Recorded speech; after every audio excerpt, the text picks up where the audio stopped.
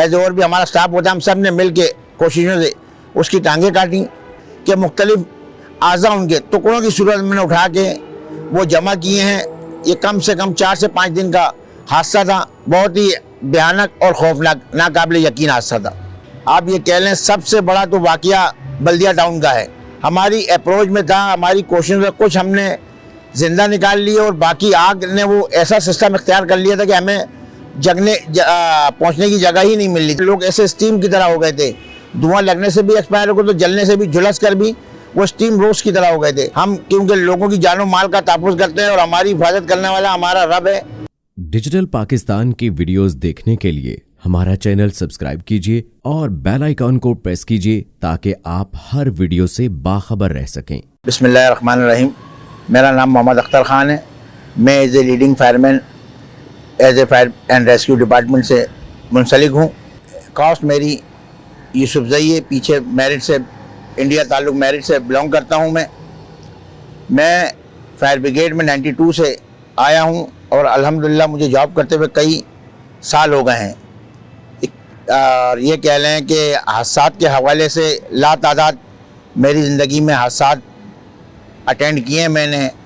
As a لوگوں کو fire پہ اویئرنیس کے حوالے سے یہ کہنا چاہیے کہ جب فائر کی اطلاع آتی ہے، ایک لوگوں کا یا شہریوں کا یہی ریزن ہوتا ہے کہ فائر کی گاڑی لیٹ آئی۔ لیٹ آنے کا ریزن تو آپ دیکھیں، ودن 2 منٹس ہماری گاڑی اسٹیشن سے ہمیں کال آتی ہے، ہمارا ایک سسٹم بنا ہوا ہے، وہاں سے کال ہوتی ہے ہمیں، اور یہ کہہ لیں کہ ودن 2 منٹ ہماری گاڑی آؤٹ ہوتی ہے۔ آپ راستے کا اسٹینڈ دیکھیں، لوگوں کو اویئرنیس نہیں ہے۔ لوگ فائر کی گاڑی کے بھی، آپ کو پتہ ہے کہ جگہیں کنجسٹڈ ہوتی ہیں، راستہ نہیں ہوتا، بہت مشکلات ہوتی ہیں ہمیں فائر پہ پہنچنے میں۔ جب ہم فائر پہ پہنچتے ہیں تو لوگوں کو اتنی اویئرنیس کہ وہ لوگ ہٹیں، وہاں کے لوگ گھسنے کی کر رہے ہوتے ہیں، جیسے کہہ لے گا کہ کسی بلڈنگ میں آگ لگی ہوتی ہے تو وہاں سے لوگ بھاگ رہے ہوتے ہیں۔ آپ یہ دیکھیں کہ ہم وہاں اپنے آپ کو انٹر کر رہے ہوتے ہیں، اور یہ کہہ لیں کہ اتنے حادثات اور کم و بیش بے تحاشا حادثات ہم نے اٹینڈ کیے ہیں۔ میں ایز اے ریسکیو سے بلانگ کرتا ہوں۔ میرا ایز اے سنارکل ہے میرے پاس، ایک as a fire and rescue کی ہے، جس میں اللہ نہ کرے کوئی بلڈنگ کلیپس ہو جاتی ہے، ایز اے کوئی لفٹ میں پھنس جاتا ہے، کوئی اسٹوڈنٹ گاڑی میں پھنس جاتا ہے، تو وہ ہم اپنی گاڑی کے لے کے جا کے ان لوگوں کو رسپانس اپنا سیو کرتے ہیں، بچاتے ہیں۔ اور یہ کہہ لیں جو حادثات میں لوگ جب کام ہمارا دیکھ کے لوگ ہمیں اپریشیٹ کرتے ہیں، کیا واقعی یہ جان جوکھا کا کام ہے جو آپ لوگ بخوبی انجام دیتے ہیں۔ جی ایسا کئی دفعہ ہو چکا ہے، پر یہ کہہ لیں کہ اللہ ہی تعالیٰ ہماری غیب سے مدد کرتا ہے۔ ہم کیونککہ لوگوں کی جان و مال کا تحفظ کرتے ہیں اور ہماری حفاظت کرنے والا ہمارا رب ہے، ہم اسی پہ یقین رکھتے ہیں، اور اپنے ایز اے ہم خود پروفیشنل ہم اپنی سیفٹی کر کے حادثات پہ جاتے ہیں۔ حادثات تو دیکھیں کسی ٹائم بھی کوئی بھی رہنما ہو سکتا ہے، انسان کی جان کا کوئی پتہ نہیں کہ کب کیا ہو جائے، پر ہم پوری کوشش ایمانداری سے اپنی ڈیوٹی کے فرائض انجام دیتے ہیں۔ آپ یہ کہہ لیں سب سے بڑا تو واقعہ بلدیہ ٹاؤن کا ہے، جس میں بے تحاشا انسانی جانیں ضائع ہوئیں۔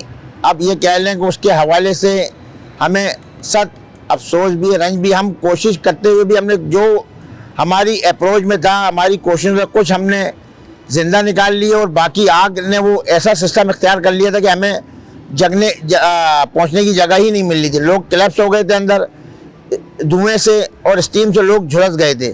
پھر یہ کہہ لیں 4 سے 5 دن ہم نے اس حادثے پہ کام کیا ہے۔ آپ یہ کہہ لیں کہ ہم نے کچھ لوگ صحیح سلامت زندہ بھی نکالے، باقی کو ہم نے لاشیں، لوگ ایسے اسٹیم کی طرح ہو گئے تھے، دھواں لگنے سے بھی ایکسپائر ہو گئے تو جلنے سے بھی، جھلس کر بھی وہ اسٹیم روز کی طرح ہو گئے تھے۔ پر لاسٹ ٹائم جب ہم نے 3-4 دن کام کرتے تو لاسٹ ٹائم یہ ہوا تھا کہ مختلف اعضاء ان کے ٹکڑوں کی صورت میں نے اٹھا کے وہ جمع کیے ہیں۔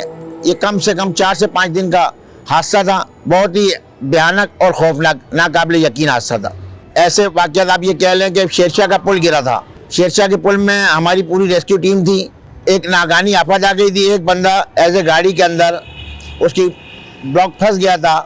پھر اس کو ہم نے باقاعدہ ہماری ٹیم نے ہمارے ساتھ ایز اے اور بھی ہمارا سٹاف ہوتا ہے، ہم سب نے مل کے کوششوں سے اس کی ٹانگیں کاٹیں اور اس کو کہ یہ کہہ لیں کہ وہ ایکسپائر ہو چکا تھا پر نکالنا ضروری تھا، پل کلیپس تھا، اور بہت ہی مشکلات تھیں.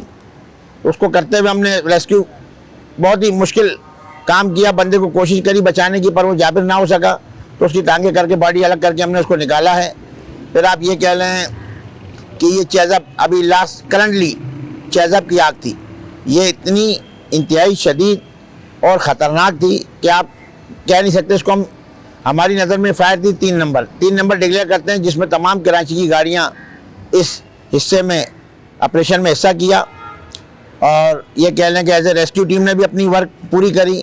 بہت مشکلات ہوئی, ہم نے لوگوں کو سیو بھی کیا, اور یہ کہہ لیں مال تو کافی حد تک مشکلات تھی, اتنا کٹھن راستے تھے, تقریباً کافی نقصان ہوا وہاں پہ, پر لوگوں کا جانی یعنی کہ یہ کہہ لیں ایک بندہ بس وہاں پہ ایکسپائر ہوا, باقی کو ہم نے بافضل سے خیریت سے نکال لیا.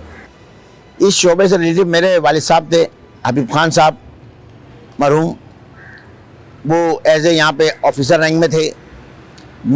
میرے بھائی ہیں, یہ کہہ لیں کہ ہمارے ایک فیملی کہہ لیں کہ یہاں سے بلانگ کرتی ہے فائر بریگیڈ سے.